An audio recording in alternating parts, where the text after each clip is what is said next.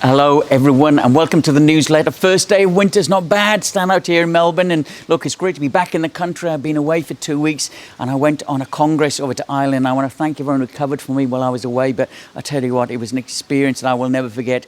175 principals from all over the world, Christian Brothers schools, 55 different countries, to come together to reignite the charism of Edmund Rice, but to listen to all these principals and all the schools that are living out the values of Edmund Rice in all their different ways and all their different contexts was an inspirational for me.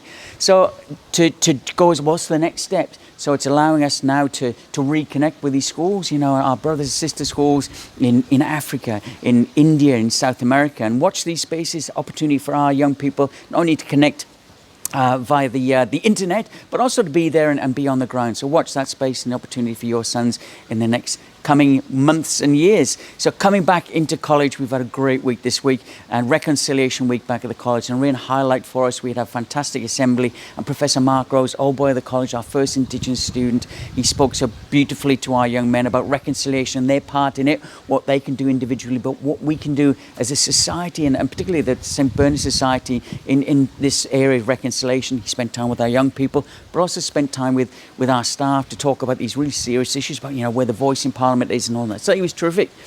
Talking about our storied old collegians, we're very lucky to have Ben Carroll coming back to be the next speaker at our business breakfast, which will be in term 3. We'd love you to come along and spend some time with Ben and listen to his story coming through the school, but also the magnificent career he's had and he's continued to have in service of our community here. So we thank him in advance for that.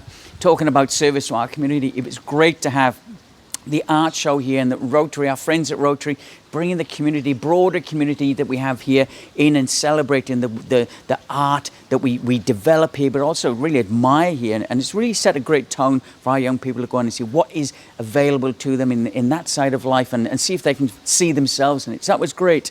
You know, I suppose a little bit of bad news we've had over the latest, but there's payroll tax. So we're working out what that means for us as a school, and we'll keep you abridged of everything we'll do in that space, and really keep an eye on what's happening in the papers and the response, not only the Catholic but the independent to that. So we'll leave that. We'll celebrate what's happening at the college. We'll worry about that later.